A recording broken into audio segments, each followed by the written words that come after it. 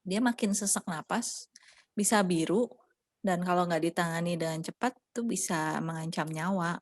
Tadinya pengennya nggak usah tes apa-apa gitu, tunggu lahir aja gitu. Halo semuanya, welcome back to Awita Life Channel. Aku Yunita dan di video kali ini aku mau membahas soal parenting yang lebih spesifiknya mengenai Down syndrome.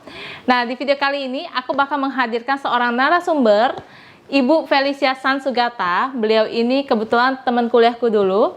Dan temanku ini punya seorang anak Down syndrome, namanya Bodi, dan saat ini usianya udah sekitar 2 tahunan.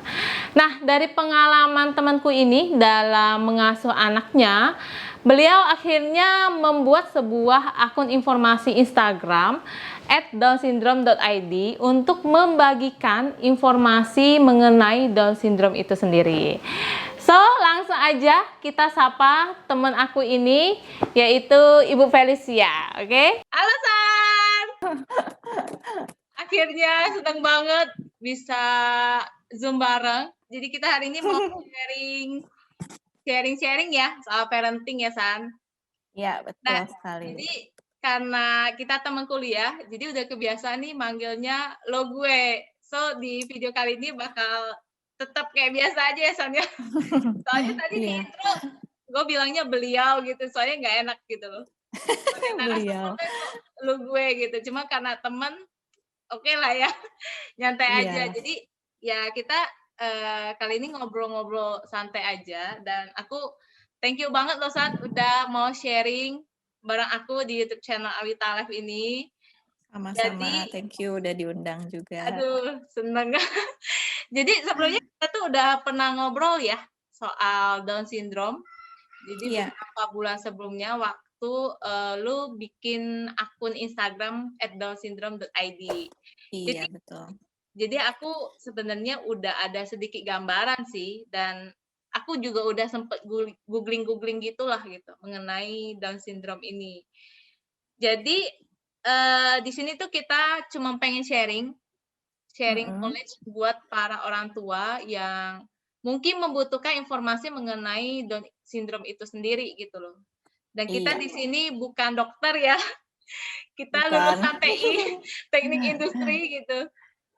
Cuman harapannya apa yang kita sharing di sini tuh bisa bermanfaat buat yang nonton gitu. Iya, betul. So, kita langsung mulai ya, San ya. Jadi aku tuh kemarin sempat googling mengenai Down syndrome itu sendiri. Mungkin di sini kita bahas sedikit dulu. Jadi Down syndrome itu adalah kelainan genetik yang menyebabkan anak memiliki tingkat kecerdasan yang rendah Iya, dan kelainan fisik yang khas. Dan sebagian anak bisa mengalami kelainan yang ringan, tapi sebagian lainnya bisa mengalami gangguan yang lebih berat hingga menimbulkan penyakit jantung. iya. Nah, Down syndrome sendiri itu kan juga disebut trisomi 21 ya, karena ada kelebihan jumlah kromosom 21. Iya, Jadi jumlahnya ada 3, yang pada orang normal itu ada 2 ya. iya. Jadi kalau yang normal kan berpasangan 2. Nah, kalau di Down syndrome ada ekstra Ada kromosomnya 3, ini. iya. Nah, jadi sejak kapan menyadari kalau Bodi mengalami Down syndrome gitu? Oke. Sejak kapan taunya itu karena dikasih tahu dokter waktu kita cek rutin bulanan. Kan sebulan sekali kita USG, terus tiba-tiba di kayaknya sekitar bulan keempat kelima begitu, dokternya tiba-tiba bilang, oh ibu ini di belakang leher janinnya di USG itu bisa diukur, kok ini agak tebal ya gitu. Oke. Nah, di belakang leher itu kalau tebal itu berarti ada cairan. Nah, itu adalah salah satu ciri seorang bayi berkemungkinan memiliki Down syndrome. Ciri-cirinya ada beberapa, tapi yang paling gampang dideteksi melalui USG Nah, itu adalah ukuran tebalnya belakang leher anak.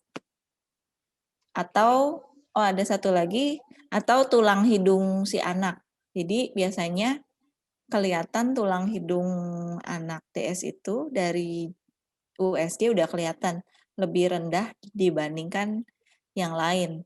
Atau malah bagian atasnya suka nggak ada.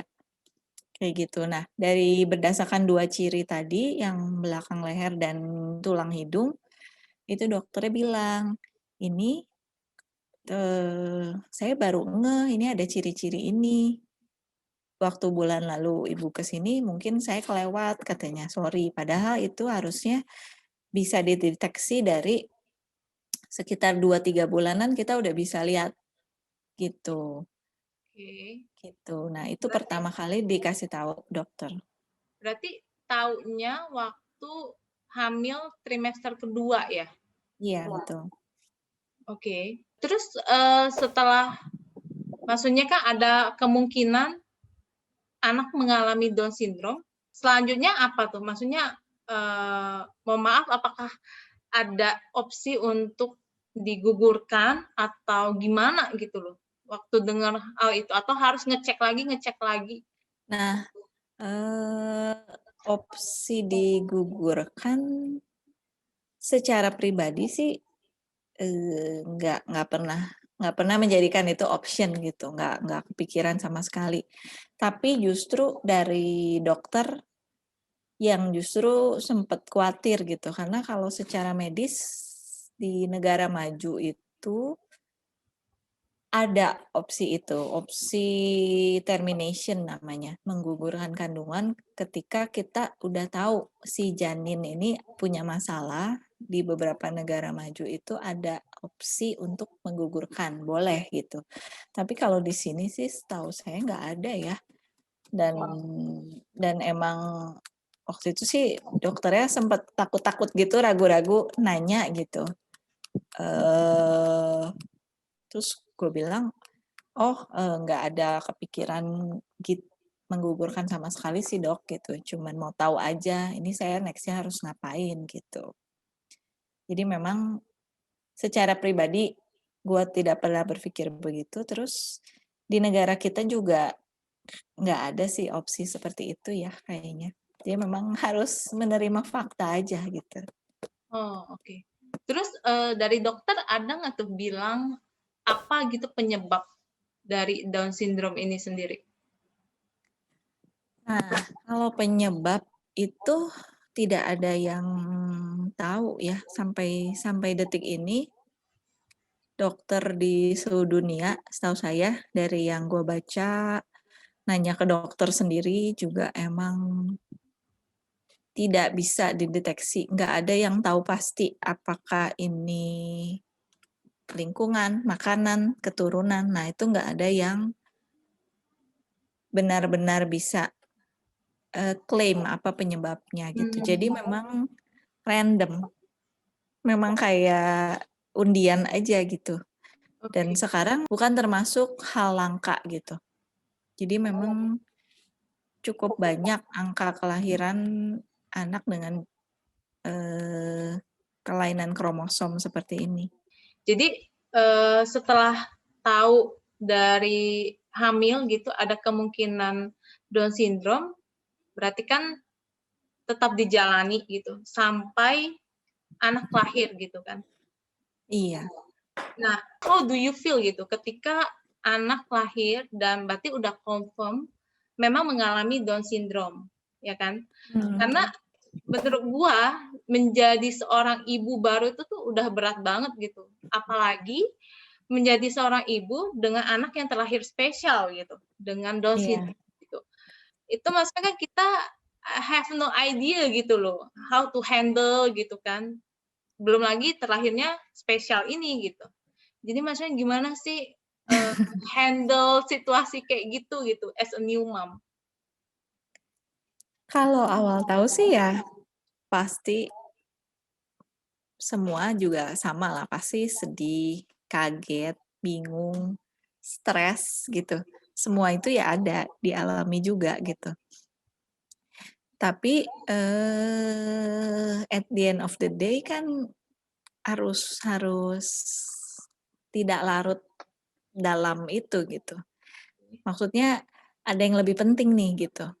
Gua dan suami berpikir ada yang lebih penting gitu. Yang penting ya kita harus, memfasilitasi si anak ini gimana kasih yang terbaik buat dia gitu. Eee, Walaupun sedih ya, walaupun stres ya kita nggak fokus di situ gitulah intinya. Kita lebih ke fokus, ini harus ngapain ya gitu, apa yang bisa kita lakuin ya sebelum menyambut dia lahir tuh saya harus apa gitu. Mhm. Supaya dia bisa lahir dengan sebaik mungkin gitulah. Karena ya memang seperti lu bilang kan have no idea Heeh. sama sekali gitu, apalagi anak pertama gitu kan. Betul, apalagi anak pertama Iya, ini nih yang apalagi ribet anak nih kan. pertama iya. Jadi memang memang pasti pasti mengalami down juga lah, sedih dan stres, tapi ya at the end of the day harus dihadapi gitu, demi si anak. Jadi, waktu lahir itu langsung maksudnya dicek secara overall mengenai kesehatan bayinya sama dokter atau kayak gimana tuh? Ya, dari sebelum lahir sebenarnya ada beberapa tes yang kita bisa lakuin. Mhm. Pertama, kita bisa tes, darah si ibu, ambil tes darah ibu. Yang kedua, kita bisa ambil sampel dari janin bayinya langsung. Nah, yang pertama ini kita bisa lakuin di rumah sakit atau di Prodia itu bisa. Mhm. Kalau ini tidak 100% akurat tapi. Nah, kalau kita ambil sampel janin bayi, ini akurat sekali, tapi memang ada resikonya. Karena jarum dimasukin cukup dalam gitu, dari perut ibu tembus sampai kena bayinya, kita harus ambil sampel si bayi, itu ada resiko sedikit tapi resiko keguguran katanya. Makanya dulu gua mutusin untuk tes yang NIPT ini aja gitu. Yang ngambil darah si ibu? Darah ibunya ya gitu di Prodia. Karena ya maksudnya harmless gitu ya. Mhm mhm. Harmless terus supaya lebih siap aja sih waktu itu dokter gue bilang mending ibu tetap tes aja yang NIPT supaya dia sebagai dokter yang akan membantu proses melahirkan dan kita sebagai orang tua sama-sama lebih siap gitu. Oke, Kalau kita tahu dari memang awal ya? probability anaknya kemungkinan besar spesial, jadi bisa lebih disiapin gitu operasinya dan segala macamnya. Itu sih, padahal gue dan suami sebenarnya udah maksudnya males nambah-nambah beban pikiran aja kan ya. Udah maksudnya tadinya pengennya nggak usah tes apa-apa gitu, tunggu lahir aja gitu. Heeh heeh. Tapi karena dokter menyarankan yang terbaik, ya lebih cepat atau lebih besar chance kita tahu datanya, Mhm. lebih baik untuk ibu dan dokter gitu. Oke. Jadi setelah apa, tes NIPT itu hasilnya gimana? Setelah tes NIPT itu hasilnya kurang lebih ya, itu dia hanya menyatakan bahwa kemungkinan anak ini memiliki kelainan kromosom adalah di atas 20% kalau nggak salah waktu itu, Oke. gitu, Terus, Jadi dengan angka 20% dokter ngerasanya memang probabilitasnya tinggi atau gimana tuh? tinggi. Nah gue juga waktu itu kan mikirnya ini berarti rendah gitu ya, kan Heeh kita heeh. mikirnya secara angka dari 100 masih jauh gitu. Heeh heeh. Tapi ternyata secara kedokteran menurut dokter gue waktu itu di atas 20% itu sudah termasuk tinggi Bu, gitu. Jadi memang Oh.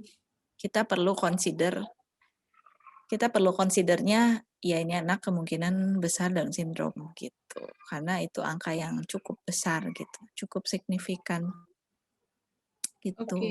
Jadi ya udah deh gitu. Ya udah kalau gitu sampai ketemu bulan depan, Dok, gitu. Terus Mhm. dokternya bingung gitu.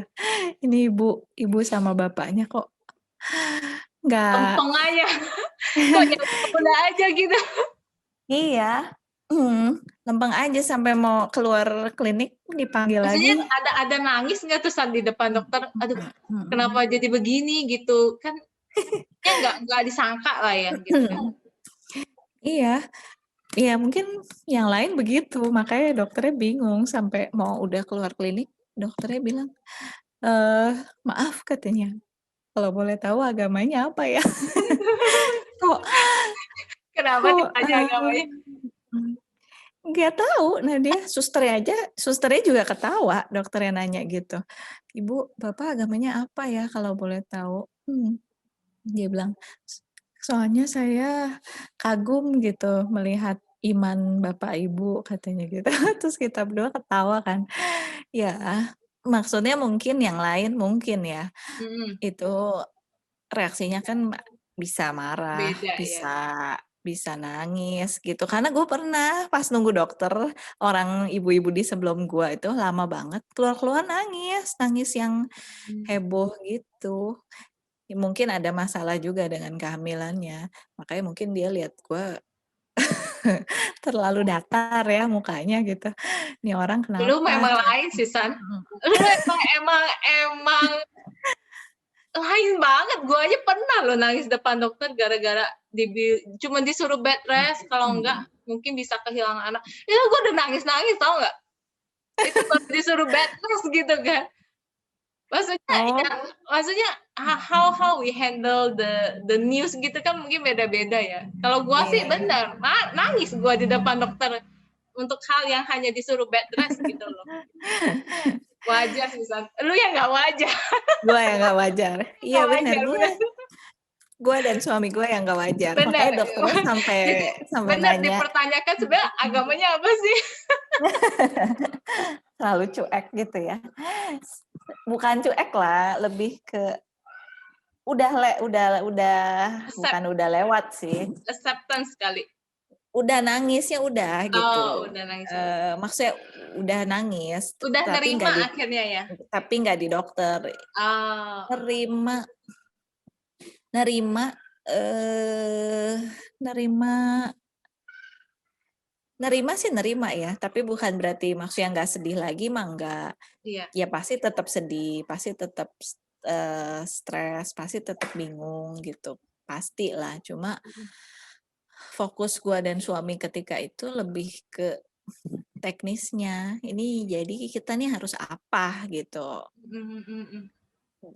Dari jadi nggak mau berlarut-larut dengan, "Ini kok bisa gini ya gua?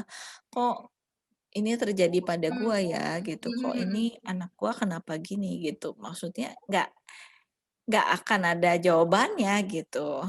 Maksudnya Kita ngapain fokus heeh, ke hal yang seperti itu gitu ya? betul gitu. Mendingan Dan next-nya apa yang harus kita lakukan supaya anak ini bisa lahir dengan sebaik mungkin gitu ya? iya iya, lebih ke mikirin itunya sih sebenarnya.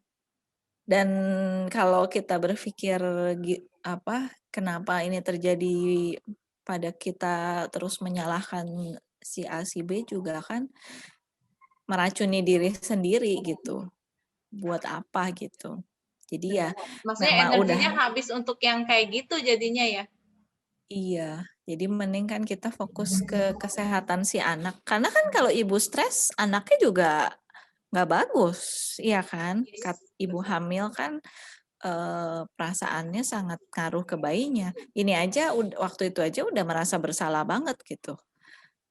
Apa emosi kan jadi nggak stabil ya ketika kita stres, bingung gitu, nangis. Ya pada waktu itu aja udah merasa bersalah ke bayinya gitu. Takutnya dia kenapa-napa, kan kita have no idea gitu. Nih anak nanti lahir sesehat apa atau ada masalah apa kan nggak kebayang gitu, sama sekali nggak kebayang. Jadi emang berusaha sebaik mungkin jagain bayinya aja gitu. Oke. Jadi, setelah anak lahir, itu gimana tuh penanganannya? Kebetulan dia lahirnya duluan. Jadi memang Oke. itu juga unexpected juga. Udah dapat diagnosis kemungkinan Down syndrome, itu Mhm. udah satu satu kejutan. Terus kedua tiba-tiba, lahir duluan gitu, lahirnya di angka 7 bulan. Berarti Terus prematur gitu? nah kebetulan anak gue gembrot, jadi beratnya cukup ya apa, beruntung sih ya. Jadi dia nggak sempet masuk ke kayak inkubator bayi prematur Oh, gitu, oke. nggak sama sekali. Dan menurut dokter juga dia lahir awal, tapi dia nggak disebut bayi prematur.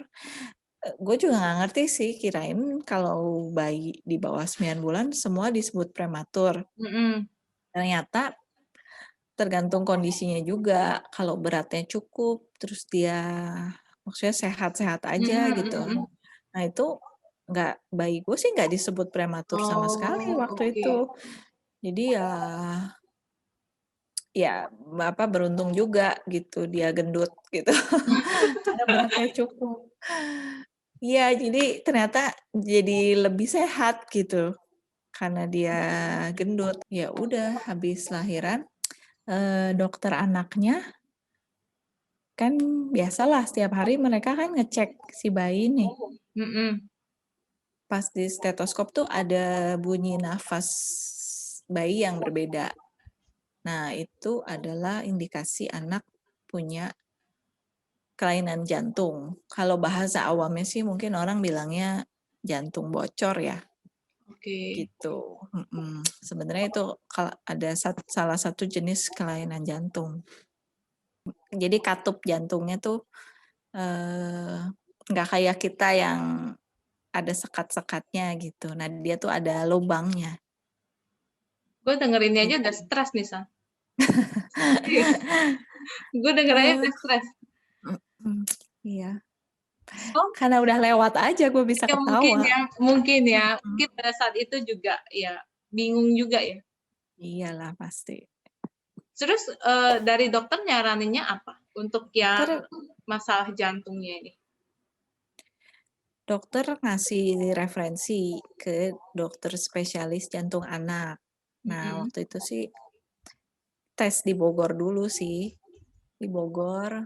Kebetulan dapet dokternya juga yang bagus sih.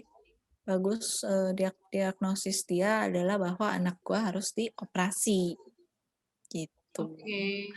Kan makin stres ya, maksudnya bayi dioperasi jantung nggak kebayang banget gitu ya. Dan itu berapa Kita bulan tuh dibilang kayak gitu? Maksudnya 1 bulan, oke. baru umur 1 bulan. Kan kalau kita kan nggak tahu lu sih, kalau gua kan 1 bulan awal lahiran nggak boleh keluar rumah Iya kan. iya iya iya iya, heeh. Ya jadi memang, ketika dokter anak nyuruh cek ke spesialis jantung anak, itu kita tunda tuh.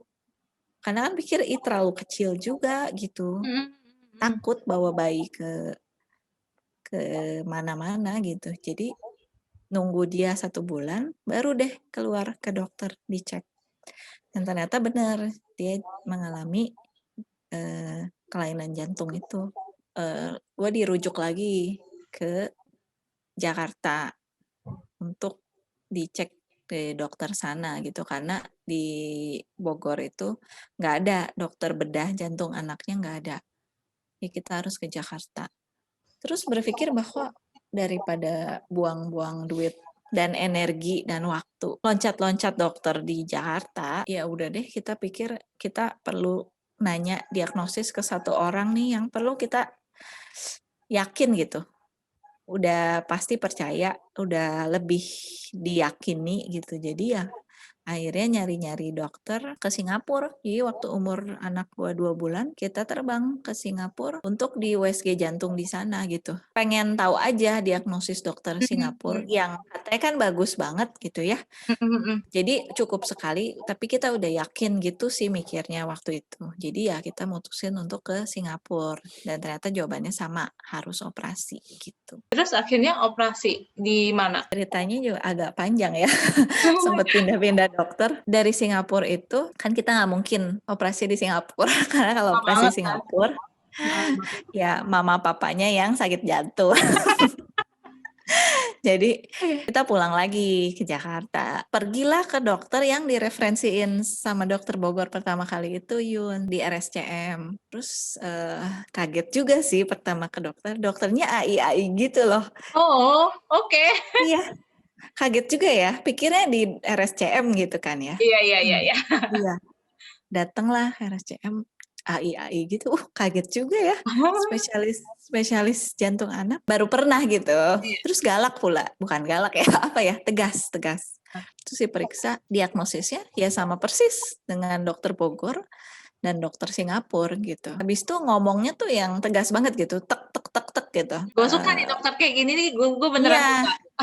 Nah makanya sebagai insinyur, kan seneng ya. Sama, gue juga ketika itu gue menyadari, wah ini dokter bagus nih gitu, tau gak? Ya minimal gue percayalah sama dia gitu ya. Karena satu diagnosisnya sama dengan 2 dokter sebelumnya. Habis itu gue dijelasin kayak dosen ngejelasin murid gitu. Digambarin jantungnya apanya. Gue suka jelas gitu. Iya, iya. Tanpa gue perlu nanya further gitu, nanya lebih jauh, dia udah jelasin semua yang pengen gue tahu gitu. Jadi gue nggak perlu banyak nanya. Kan ada tipe dokter yang dia ngasih tahu A, terus kita harus tanya lanjut. Iya. Dia baru kasih tahu B. Terus kita nanya lagi, baru dia kasih tahu C. Nah ini tuh enggak. Dia tuh udah kasih tahu ini, tek gitu. Solusinya ini, kasusnya seperti ini. Terus gue udah nggak ada pertanyaan lagi, udah jelas semuanya gitu.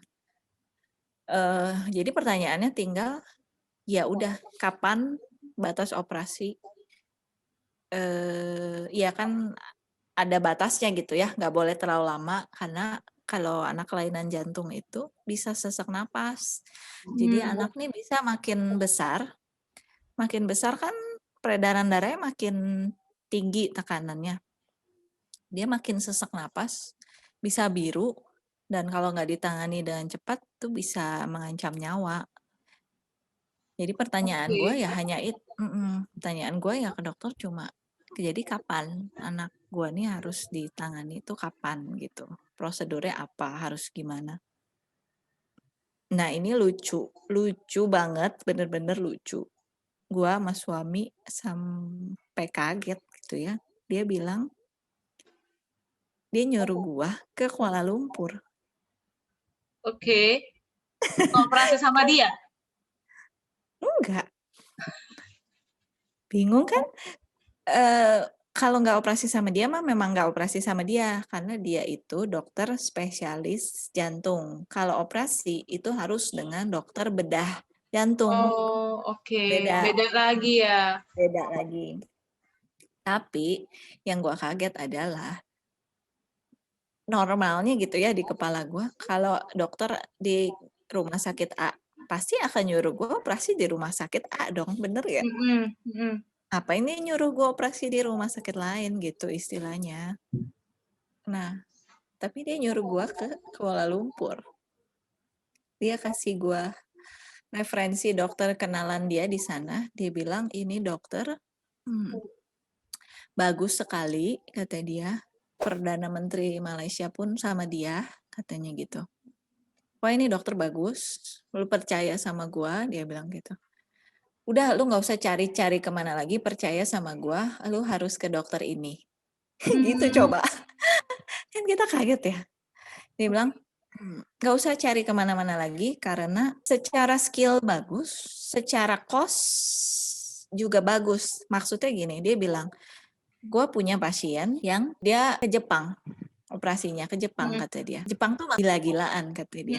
Operasi di Jepang itu mungkin lebih mahal dari Singapura malahan. Hasilnya sama dengan lo operasi di Kuala Lumpur ini dengan harga yang jauh lebih dikit gitu maksud dia. Jadi maksud dia adalah lo mending ke sini aja gitu. Karena biayanya mirip dengan di Jakarta, kualitasnya sebagus yang di Jepang gitu. Jadi kisaran habis berapa tuh kemarin untuk operasi jantungnya?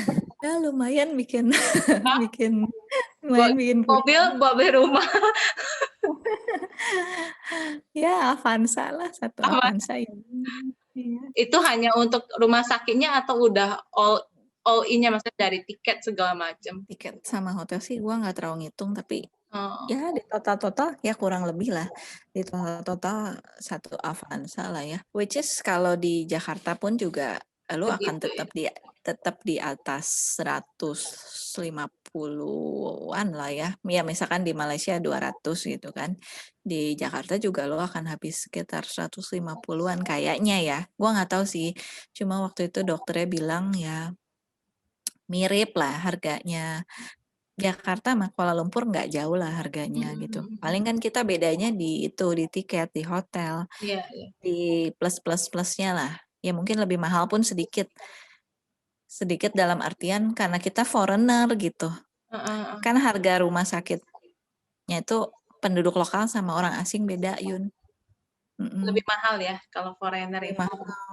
Iya, lebih mahal. Terus ada deposit yang lebih besar gitu. Jadi setelah dioperasi, maksudnya sembuh gitu? Iya, jantungnya itu kalau menurut dokter di Malaysia waktu itu kan habis operasi di USG jantung lagi ya. Mhm. Si ibunya boleh lihat nih udah ketutup nih lubang-lubangnya gitu. Udah Oke. seperti jantung biasa gitu. Mhm. Terus gue nanya, nah kalau ini tuh udah 100% normal atau gimana? Terus dokternya sih bilang 99% lah kata dia. Nggak ada yang bisa 100%. Maksudnya karena ini kan direkayasa kan. Oke. Maksudnya yang berlubang istilahnya ditambal gitu kan. Jadi memang bisa aktivitas seperti biasa bisa, nggak ada masalah katanya gitu. Yang penting harus rutin dicek aja gitu. Berarti tetap harus kontrol ke sana atau bisa di yang Jakarta aja? Nah, itu juga gue nanya sebelum pulang, boleh kontrol di Jakarta, nggak ada masalah kata dia. Dan kebetulan dokter yang ngebedah anak gue di KL itu, Mhm. AI juga temennya si AI yang di Jakarta Oh, ini. hopeng dong, hopeng mereka kan. Jadi kenal ternyata. Jadi ternyata Eee, dia bilang abis operasi anak gue dia sempet WhatsApp-an katanya. Jadi oh, memang kenal. Jadi gue nanya ke dokternya, saya boleh nggak check up itu di Jakarta aja? Oh iya. boleh kata dia. Karena gue kenal dokternya, dia bilang gitu. Saya kenal dokter kamu di Jakarta, saya tahu kualitas dia kata dia. Dan menurut saya itu dokter bagus, jadi nggak apa-apa kamu cek aja di dia gitu. Dia bilang gitu, oh ya sudah bagus kan gue nggak Iya, harus ke sana bolak-balik terus. ya. Dan beruntung banget sih, beruntung banget. Ada aja jalannya gitu, yang ngasih tahu dokter-dokter bagus, dokter-dokter yang baik gitu. Miss juga sih, maksudnya hokinya anak gue gitu ya. Karena Mhm. gue dengar cerita beberapa ibu lain yang anaknya kelainan jantung itu ada yang kasusnya sama tapi ya disuruh minum obat, bertahun-tahun bayangin bayi minum obat. Gue sih nggak bilang dokternya salah, mungkin nggak salah ya, Mhm. mungkin obat bisa membantu, tapi tidak menyelesaikan masalah gitu. Mhm. Iya. Karena anak gua satu pun dokter nggak ada yang kasih obat. Karena menurut dokternya memang nggak bisa disembuhkan dengan obat berarti. Maksudnya Iya, memang harus dioperasi gitu, maksudnya telling the truth, ya memang itu jalannya gitu ya? betul betul. Jadi memang hanya dengan operasi, nggak bisa dengan cara lain. Jadi anak gue sama sekali nggak ada satupun yang kasih resep obat dari awal sampai akhir. Satu-satunya obat itu ketika selesai operasi, pemulihan. Ya itu Oh, wajar ya, iya iya, maksudnya kita wajar kan dong, kan kalau kita ada luka, luka iya, di jantungnya. iya. Nah jadi cuman minum obat tuh 2 minggu setelah operasi. Setelah itu Oke. sama sekali nggak ada, sama sekali nggak ada. Maksudnya udah sehat lah ya? Ya sehat-sehat. Ya bersyukur sih sehat-sehat. Cuman apa? Nggak menyalahkan dokter yang ngasih obat sih, Mhm, gua nggak mhm. gitu. Karena gue juga bukan dokter, gue juga Yes. nggak 100% paham. Cuman ini mah based on pengalaman aja gitu, bahwa gue dapet dokter tiga-tiganya yang nggak pernah kasih gue obat, karena dia bilang memang solusinya bukan obat. Tapi nggak nyalahin juga, kenapa? Karena di Indonesia kan banyak orang bergantung pada BPJS ya. Hmm, Jadi mungkin nggak dapat tercover. dapat antrian operasi jantung anak tuh ternyata nggak gampang Yun. Gue juga taunya Ngantri, belakangan. iya, ngantri soalnya. Iya, dan cukup sadis. Maksudnya cukup sadis adalah amit-amit ya.